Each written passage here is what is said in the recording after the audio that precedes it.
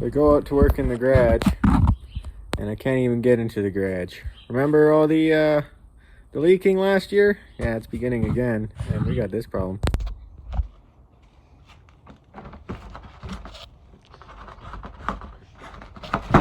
Oh, there we go.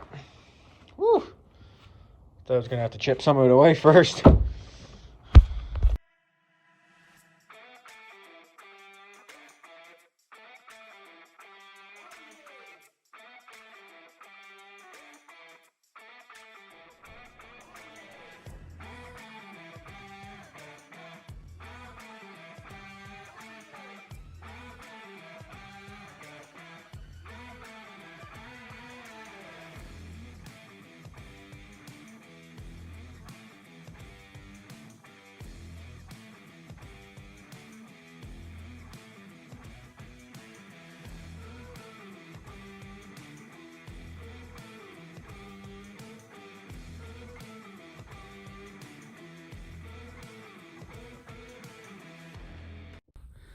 So you know how I like making plans and I never follow through with them because something changes?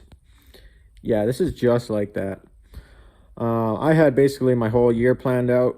In the last couple weeks I've been doing that. I figured out buy that parts truck. It's going to fix like 3 other trucks.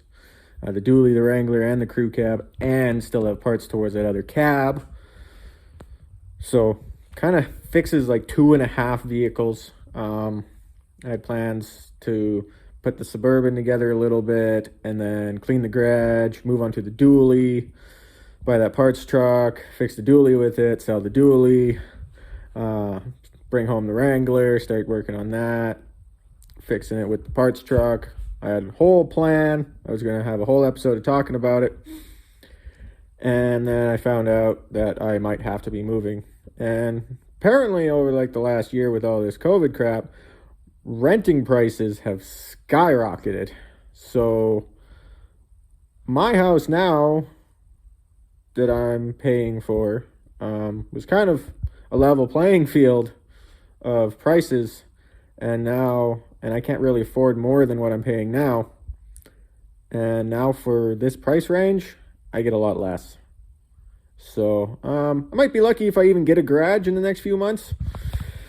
So new plans. Well, first part of it's kind of the same. I was going to get the Suburban kind of on its own weight again on all fours. Maybe steering, probably not.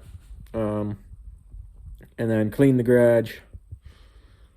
And then that's where the plan kind of veers because, well, I was going to do that. And now I need to do both of those to move. Which isn't for sure. I might not move. I don't know. It depends on what my landlord's doing and what my finances are like. Anyways, then after that, I was going to buy that parts truck and then tear down the dually and use that parts truck to fix the dually, blah, blah, blah, blah, blah. But I think I'm just going to put the dually together, cut the boom off, because I want to keep the boom, possibly put it in the back of the crew cab. And just put the truck together, cut the boom off, won't even worry about painting and nothing, just literally what I have, all the parts, put it together so it's a complete truck and rollable, and then try to sell it. I'll get way less for it. I probably will more than likely even lose money on it that way. I could have made a profit before getting it together, running, driving, painted, because I don't have much into the truck, but with it being an incomplete, non-running, non-driving truck, probably might be able to break even. We'll have to see. Anyway, so that's the plan for that. It might change again. Who knows? So I'm going to go back on the Suburban right now, getting it rolling. I probably won't cut off all the brackets that I plan to cut off. Just enough that I can get the suspension underneath it and then get the suspension underneath it and weld it up and stuff. So guess that's the plan. See how much it changes. Got all that crap cut out. And now it's just sitting back under there. So now you gotta go in and research and see what the proper caster is for the front. So because I can make my brackets however high or short I need to get all the steering geometry correct. So I gotta go search that first, because I'd rather not have shims and all that crap, and I'd rather have it just as close as I can from just building it. So yeah, I'm gonna go in, search that. I think it's like 7 degrees or whatever. And then got to figure out how I can measure that without taking it all apart. Might be somewhere on there I can get the level box and like a straight edge or something. And then from there, figure out how it's got to sit, and then make my brackets lower. This is going to be tricky because, as I said before, different size tires, not flat floor, truck's not sitting flat, with this side sitting up against here. This side's got a ways to go.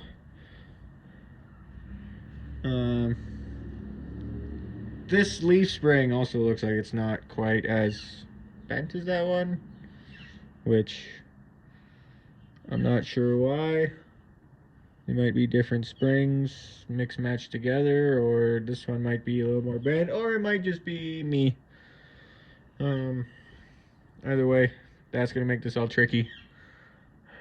But as long as make one side the same as the other and make it all straight on the truck, then hopefully when I bolt everything else on, it stays straight. It probably won't. I'd like to drive this on the road, but I have a feeling it's going to be all cattywampus, and it's probably going to be in a mud truck. Hopefully the wife won't be too upset about that.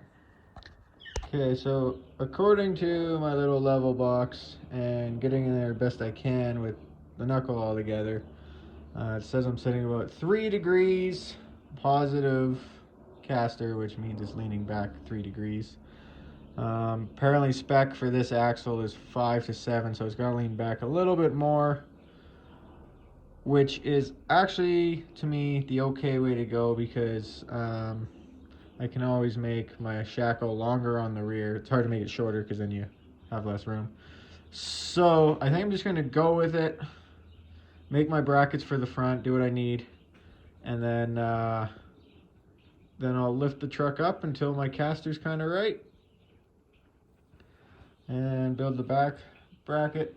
And however tall the front end is however tall the front end is, and then I'll make the back to match plus maybe a little bit. I know that's probably the worst way to do that, and any proper fabricator or anybody who's done this the proper way is probably just cringing right now and about to have a stroke. I'm sorry, this is the way I'm doing it. If it epically fails, it epically fails. It probably will. And if it doesn't, okay, great, awesome. Okay, and keeping with the theme of doing things the complete wrong way, this is how I'm figuring out forwards and back.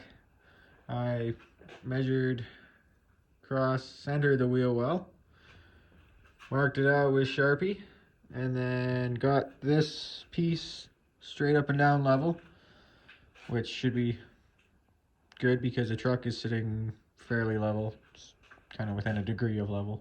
So and then move the axle 1.5 inches forwards from that. So, because that's kind of where I think I want it. But we'll move this piece and see how that looks. Yeah, I don't know. Might be too far forwards. Although, if that was trimmed out of there, yeah, that looks a lot better. That's kind of how the bumper's probably going to go. So yeah, this trimmed part that I cut out here is kind of messing with me, I guess. But yeah, I guess that's okay. I normally don't like the look of an offset wheel and wheel well. I like it perfectly center, But like I said before, it's easier to trim here in the front than it is in the back here. So I'm okay with it going forward a little bit. I'll sacrifice a little bit of the looks for functionality, especially if we ever try to put 40s or something on here. It's gonna be hellacious trying to get that to clear.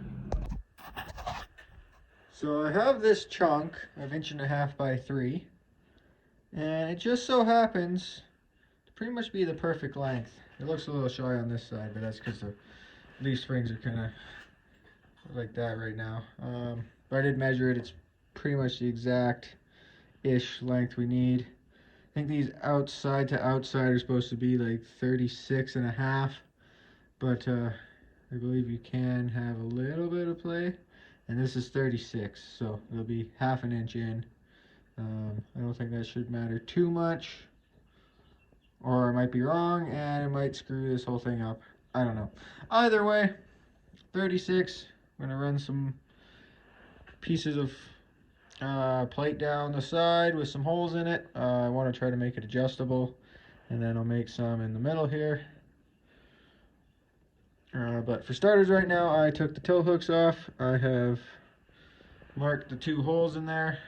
I do want to bolt this on and make it removable in case it's all wrong and horrible. I mean, welding, you can always cut it off, but I'd rather not do that.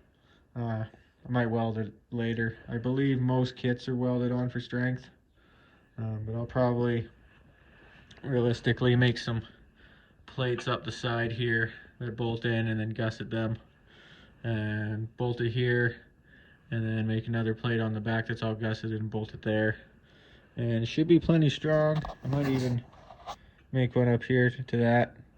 There's all these perfect holes right here for that, so we'll see how it goes. But I got it centered now, flush with the front of these. This frame rail is a little so I'm hoping it's square and straight enough for this. It might not be, and it might stay crooked, who knows. Maybe one day, after a few solid axle swaps, I'll become an expert. I'll see how wrong I went on this one, and it will get an upgrade in the future, maybe some 4-link or something, who knows.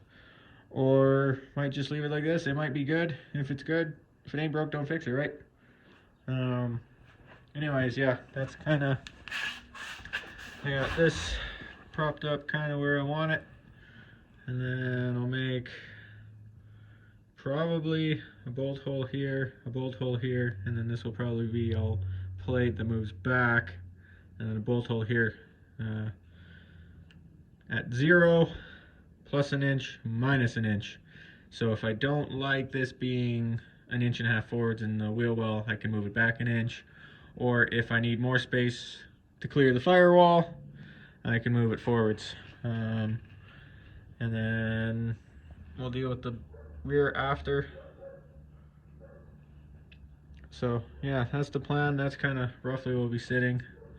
Might make it go up a little higher so I don't have to make such a big drop, and plus not to make a mile of lift. But that's kind of roughly how it should go, at least in my mind. Okay, I did a quick double check online about widths and to see if this too narrow of a thing would work. And the 36.5 I had in my head is actually the wider set for the Ford diffs, and it goes center of the leaf spring and center of the leaf spring, I believe. This one is 31.5, which actually I measured on mine, they're 32, but it's supposed to be 31.5. So, and then outside to outside, like these are set at 32 right now to be parallel with back there. And the outside is about 35 3/4. So the 36, I'm just gonna go with it.